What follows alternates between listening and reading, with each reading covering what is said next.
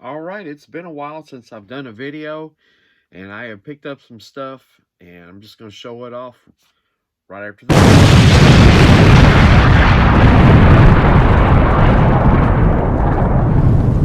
What's up, everyone? T-RAVIS here. Welcome to the channel. And man, it has been a minute since I've done a video. Um, the last thing I posted was where I had been working on the video games. And I use those to keep from burnout from comics. You can't oversaturate yourself if you don't want to burn out, and it's good to collect other things or do something different, to not let you get so just you can burn yourself out so fast. But enough of that. So what have I been accumulating? Well, a couple things.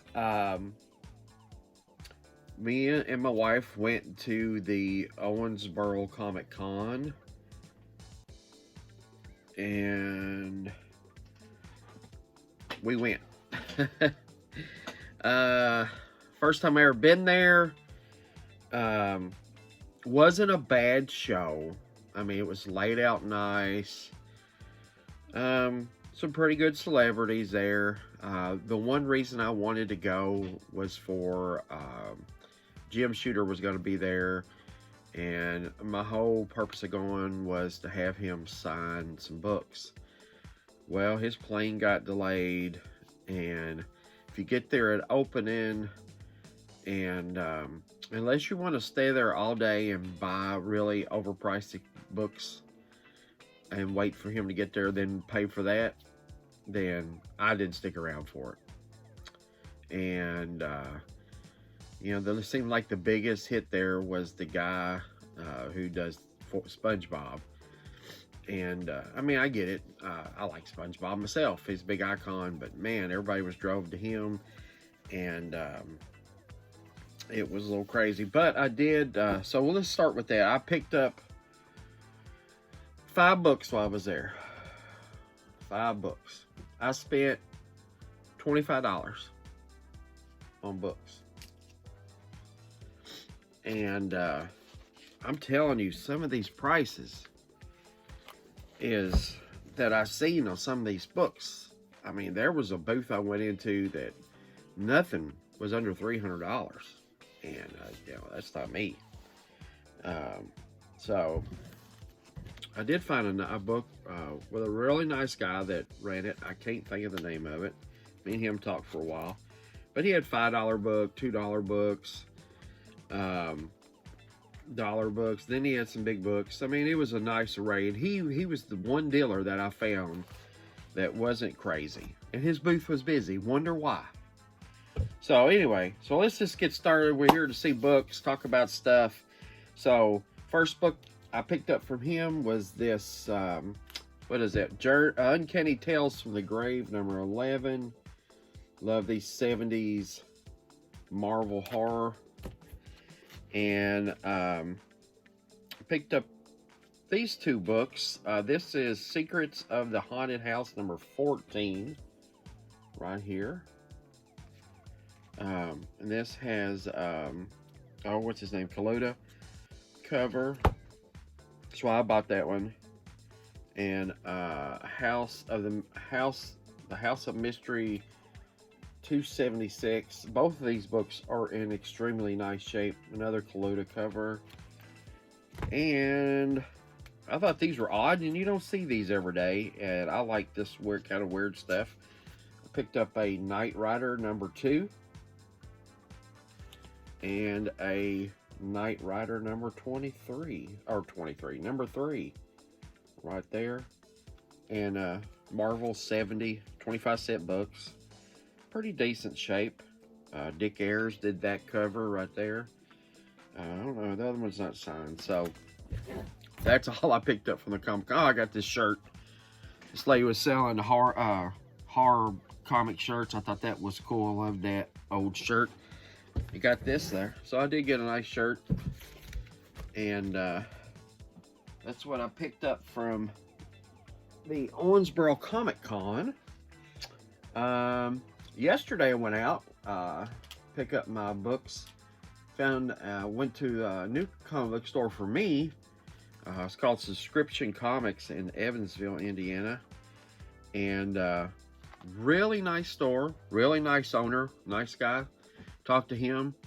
And picked up a couple books from him. Got this Marvel Tales 257, which that's the reprint of Amazing Spider-Man 238. And I picked up this Marvel Team Up 65, which is the first U.S. appearance of Captain Britain. So I am a Captain Britain fan, and was happy to add those to the PC. And let's see. I've been on this thing about facsimiles lately, and I just like them. And if I like them, I'm gonna get them, especially these older ones. So a couple of these, I picked this up yesterday. I got the Batman 1, Detective 140. I mean, even if I had these books myself, I wouldn't read them. I wouldn't dare open them up. Detective 58. So, but they're good. They're funny little stories, and it's amazing. And then I found these DC Millennium editions. Here's Adventure 247, first appearance of the Legion, and Adventure number 61 with Starman. So, love the old DC Golden Age stuff, and like to read those books. It's amazing. So, and you'll have to excuse me, my nose is just driving me nuts, itching on the outside there. Okay, so, a friend of mine, a guy I know, he passed away. And a friend of mine, he was really good friends with him. He ended up with a bunch of books. He was a comic collector and dealer and all that. He had books, and this guy had these books, and he really don't care about comics. So me and him worked out a trade. I'm gonna build a game for him, and so I got this. I don't know, 5, 6, 7 short boxes. It was a couple of long boxes and about 4 short boxes of books from him. And I was going to do a video and go through it and thumb through it, but that's just, there was a lot of stuff in there, and then there's some stuff in there that's adult. There was some of that tucked in there. So a lot of these books were from anywhere from the 60s to the 2010s. And so I went through them, and this is what I'm keeping for myself. So the rest of the stuff will go November the 11th. We're having another comic show at Washington Square Mall. It's a big show. It's going to be, it looks like, in southern Indiana. And I am going to put those books there. So these are the books that out of those that I'm keeping for myself. So first book is this Charlton Bullseye, #1. It's that book with the question and Blue Beetle in it. Sorry, it's real glary. Nice shaped book. Super glad. I've been wanting this book, so I'm super glad to add this to the PC. And talking about adult books, this one, I'm actually going to keep this book because they're actually, you don't find these. And so this is a Cherry 14. Kitchen Sink Comics put out this little thing in the 80s, and that's all I'm going to say about that. Super nice shape, not stuck together or anything. So next book is Secret Wars from the Hickman run, #2. Of course, this is the first appearance of the God Doom, the one in the white. And there was a couple of, there was a full set of Secret Wars Hickman run in there, but I'm not keeping. those are all going together, going to the sale. But this one here, I'm going to keep. This is a variant. And I was like, why is this? This looks different. And I got to looking. This book is signed right there. I don't know by who yet. I'm pretty sure whoever did this cover, I gotta do some more work on it. Looks like YAS. Whoever YAS is, who did the cover, it looks like that might be his signature. So I'll keep that one for myself. And this book, this thing was full. Like I said, everything. DC Independent, Marvel. Not a lot of Marvel. A few things I kept for myself was this Werewolf by Night 36. And Ren and Stimpy number 6. And you're like, why would you keep that book? Well, if you like Dan Slott's stuff on Spider-Man, I believe this is the first time Dan Slott did Spider-Man. If I'm not mistaken. And this is a newsstand. What year was this? I don't know. I thought this was cool. Kept this. I'm going to keep this one. This is Star Wars Vader Down #1, the GameStop exclusive, and they came bagged and boarded from them, and it's still in the bag and board. And I'm not taking it out of that bag because when GameStop did them, they put a board in the back, and the fold of the bag doesn't put a crease. So we keep that. Here is a Cable 73, and being a Rob Liefeld fan, this is when he had come back and started doing. That's his little run there on Cable. That's one of the issues, so I'm going to keep that. And I've been buying weird stuff, picking up weird things.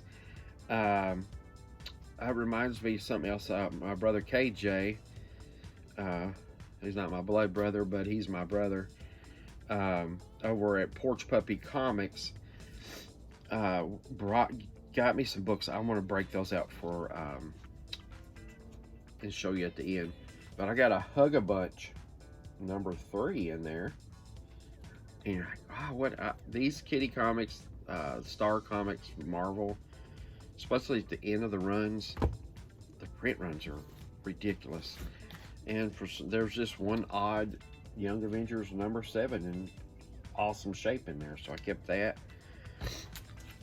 And that was all of the Marvel that I'm going to keep. There was more Marvel, just none I'm keeping. So the DC's got a good stack, so let's go through this. So here is a Wanted #8. And the thing about these Wanted, they were focused on the villains, and as not the heroes, and the heroes are part of the stories, but the stories are focused on the villains. So there's that #8, nice shape. DC Special #15 with Plastic Man, like that character, nice shape. I'm gonna keep that for myself. DC Special #21, DC Heroes versus the Monsters.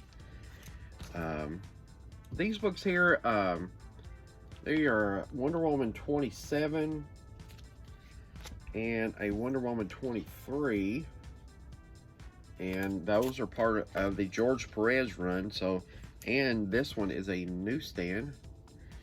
I always pick those up if they're in good shape and put them together. Only the George Perez ones. And this is Wonder Woman 46 with the Looney Tunes variant cover. But this is the part of the Finch run, so I'm a Finch fan. I kept this book just for the cover. This is #4 of Cruel and Unusual. Don't know what this book is. It's part of the Vertigo line. When DC was checking out those Vertigo books. Too Hot for Jail TV is what it says. But ain't that an awesome cover? So I'm going to keep that. A bunch of the early 70s Teen Titans in there. Here's a Teen Titans 47, 49, a 50, a 52. So that was the Teen Titans in there that I'm keeping. I like the older Teen Titans. And this book here was in super nice shape. This is a Adventure Comics 426. Look at that book. That nice white book with the Vigilante. And I think this is the first appearance of the Adventure Club right there. I keep that for myself. And here is Adventure 429, second appearance of the Black Orchid. Weird, they put Weird on top of Adventure Comics 436 as part of the Spectre run. I believe Jim Aparo did that run, but I like that. Adventure 467, first appearance of this Starman, the Prince. I can't remember his name. It's Prince somebody. Kept that one. This was in super nice shape, a 468, which is his second appearance of the Prince Starman, and a 470, and that's because it tells you the origin. So I kept those. Nice little run of Justice League. Here's a Justice League 36. Yeah, it's not in the greatest shape, but it's a Justice League 36. I'm going to keep it. Justice League 78. I love it when these Justice League, when they put the members down the side on the cover, the headshots, the floating heads. And I love that art from back then. Justice League 99. Most of these are just because of the covers. And the Justice League 101. But in this one, you've got the Justice Society. And apparently, this is, you know, when they depowered Wonder Woman back in the, what is it, 60s, 70s, and made her Princess Diana Prince, and she was like a spy and did karate and all that stuff. It says she's a member, Diana Prince Wonder Woman's how she's tagged. And looks like Metamorpho was a member of the Justice League back then. And then of course you have all the Justice Society. Look at the Sandman appeared.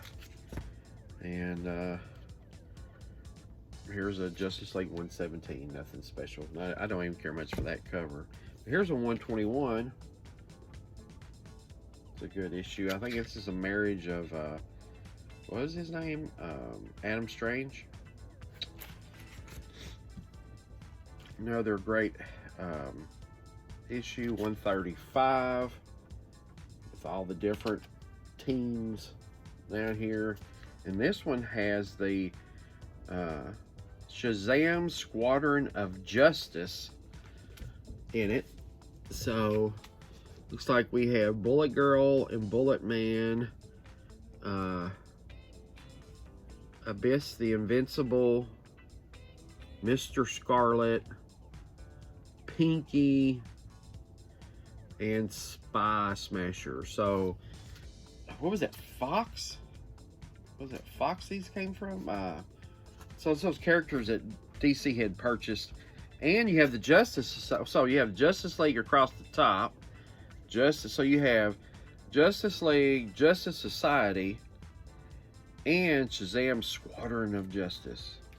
I always love those yearly tie-in books. And here's a Justice League 200 with a nice George Perez wraparound cover. I'll keep that. That's a really nice shape. And I never had realized that that's a square-bound book. See that? That's a square-bound book. And there was a 100-page spectacular in there. Looks like number 17 of the Justice League. I'm going to keep that.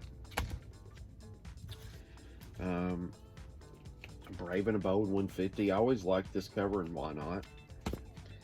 And this super nice World's Finest number 244, $1, the big dollar comics, but that's a Neil Adams cover.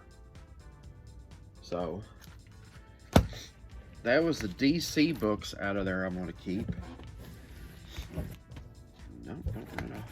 Set these over here.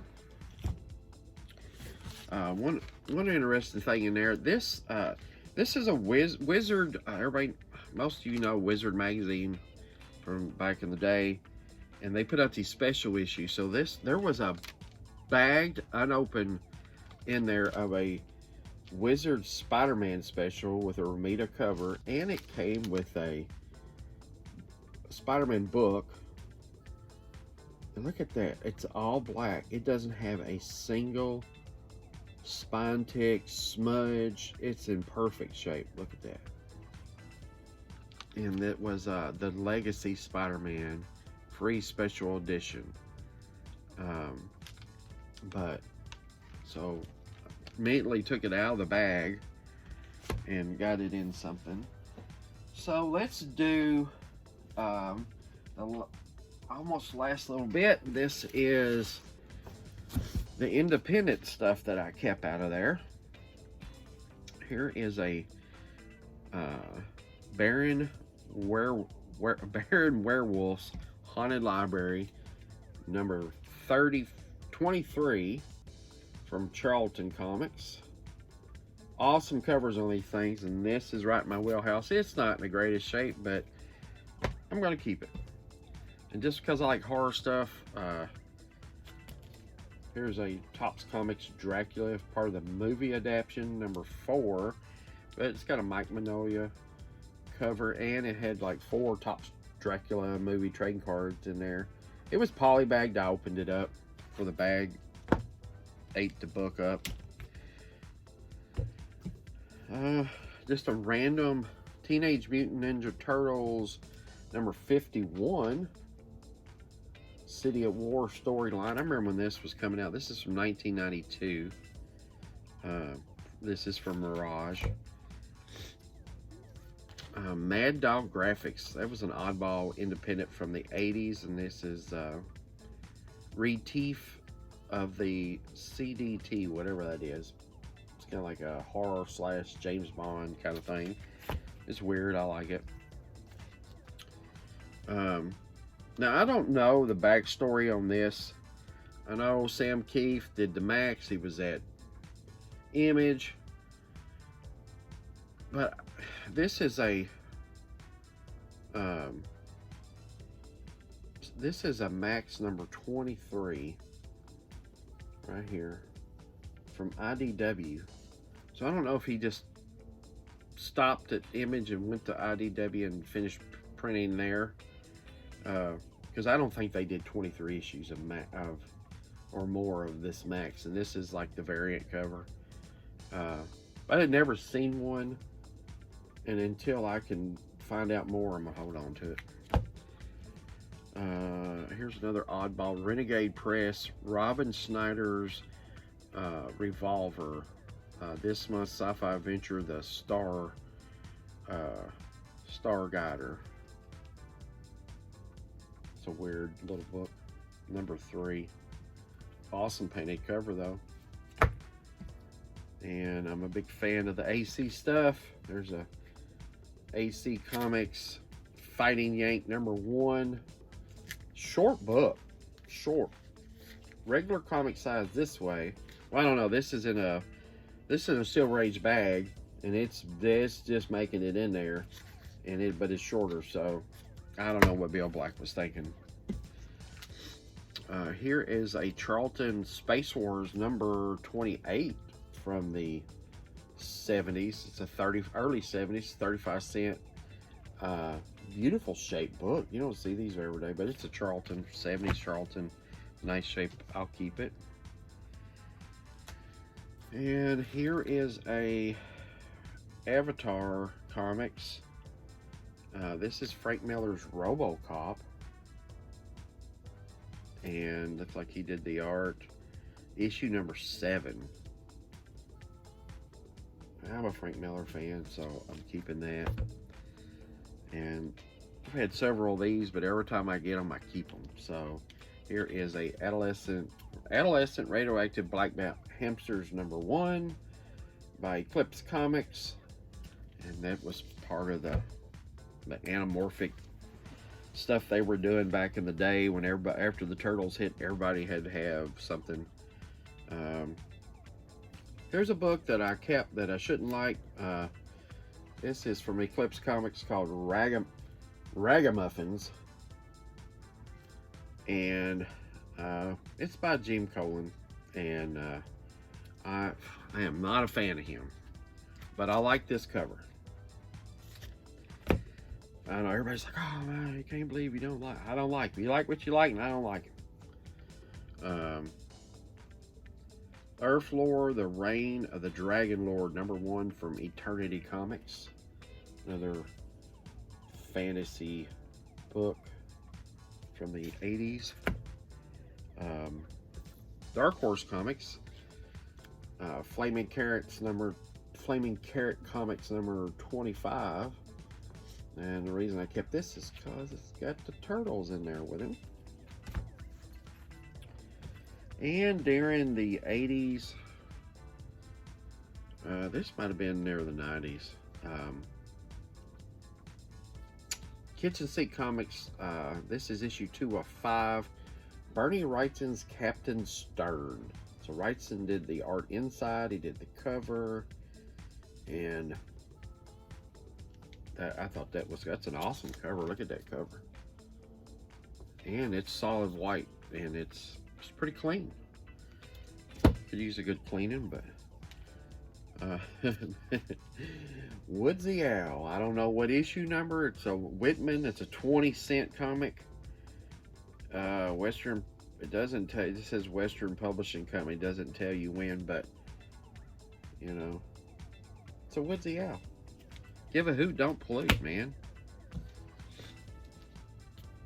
Here is a Evil Ernie #3 from Chaos Comics.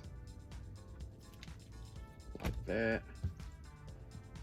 The Puma Blues, each #3. Don't ask, because I don't know. It's independent from that time era, and I'm going to keep it. And there was 2 copies of Barbed Wire #1. Now, if I'm not mistaken, this is first appearance of Barbed Wire. This is before Pamela Anderson got a hold of her and did what she did. But that was that's everything. That's all that I kept from there. Like I said, there was a bunch, but I'm going to show you.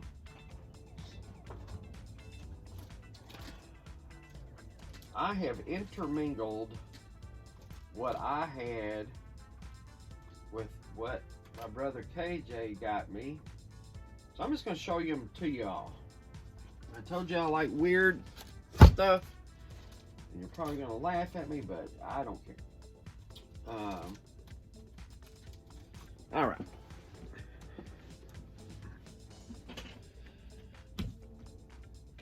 Most of these are from him. Some of them I already had, but I was working on the set, and he is able. He goes out all the time and finds stuff, and he found me these. So I am happy to have these in my collection.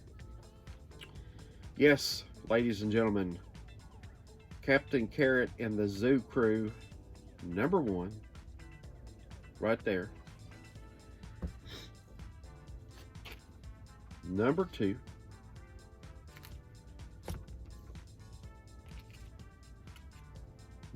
#3,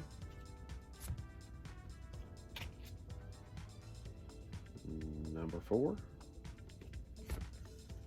2 #4s, and #5.